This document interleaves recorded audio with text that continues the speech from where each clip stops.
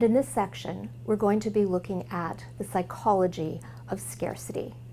We're going to explore three things: the psychology of scarcity itself, the effect that this has on people's bandwidth, i.e. on their ability to make good decisions, and finally, we're going to look at what this means for helping people who are living in poverty.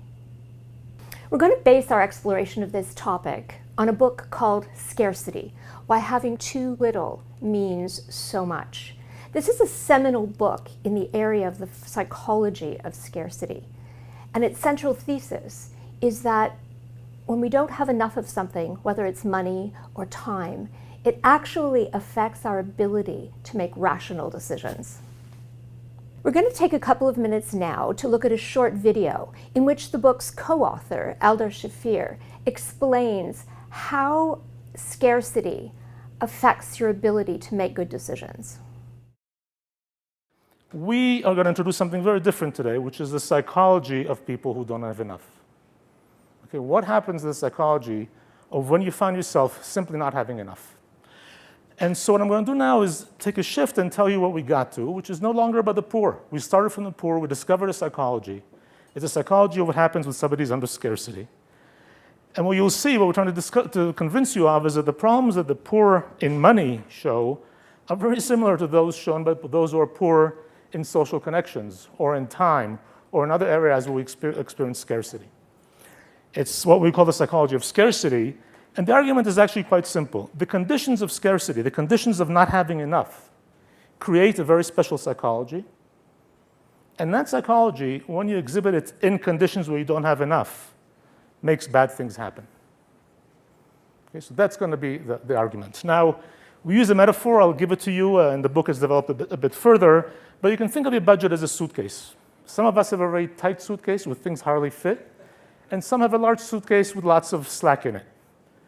Life is a lot easier with a large suitcase with slack in it, because you need to plan a lot less carefully, because when you go on a trip and your suitcase is very large, you toss all the things you need, and by the time you run out of space, the things left out are the things you need much less. The marginal utility of those things is low. When your suitcase is very small, you toss a few things you need badly and already you're out of space.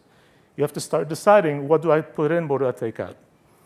The whole logic of packing, how much time you have to attend to packing. If your suitcase is very tiny, you have to pay attention. If I put this doesn't fit. Which shoes are bigger? Which ones are squishier? When your suitcase is big, all that doesn't matter. When you walk on the streets of Aspen, you see a pair of shoes you like, you ask yourself, is the price right? And if it is, and your suitcase is big, you just toss them in the suitcase. If your suitcase is very small and tight, you ask yourself, is the price right? And now, what do I take out of my suitcase to make room for these shoes? You have to think trade-offs. You have to attend to what you're doing. It's a lot of work. So that's going to be part of the story, is that packing a very tight suitcase, living with a very limited budget, requires a lot of attention, leads to more error, and creates difficulties. The suitcase metaphor resonates with all of us. We can see how the constraints of that small suitcase limit our ability to think big picture, because we're always balancing trade-offs, and it also limits our ability to take advantage of opportunities that we happen to come across, like the new shoes. So how does someone living with scarcity, someone with that small suitcase, end up making decisions? What we've learned is that scarcity tends to lead to behavioral biases. Behavioral biases are essentially decision-making shortcuts.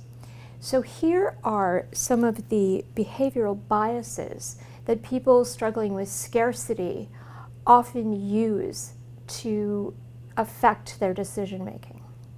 The hassle factor is a way of avoiding taking constructive action because of the perceived hassle of doing so. Some solutions to this are to encourage planning the specific action, setting deadlines, and encouraging people to be accompanied by somebody they trust. Another behavioral bias that's quite common is to make a decision based on following the crowd, i.e. doing exactly the same things your friends and family do, even if that may not be the best option. Some of the solutions for this kind of behavioral bias are to encourage actively comparing rates, looking for advice from a new and trusted advisor who has some expertise in this area. And finally, regret aversion. One of the reasons that people are sometimes challenged to make a decision when they're in positions of scarcity is that they're afraid of making the wrong decision, and therefore they make no decision.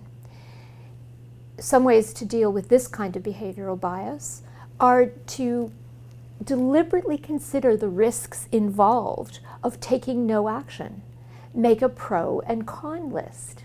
Set a deadline to make a decision, and look for support in doing that. Changing financial habits isn't easy for anyone, and it can be especially challenging for people who are dealing with scarcity. One of the things we've learned is that by helping people link changes in behavior to their immediate financial goals, we can make our teachings and our support much more meaningful and much more likely to be successful.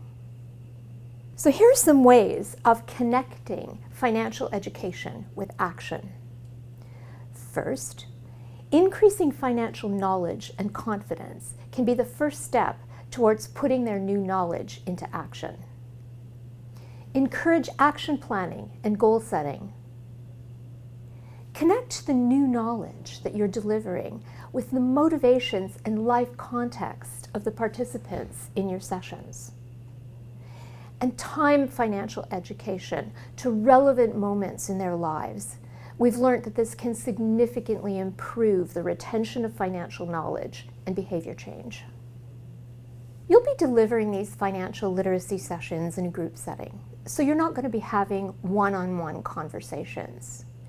But people will be asking questions, and you may well be asked questions one-on-one following your presentation. You may also find that people in the group will want to share stories and examples that relate directly to what you're talking about.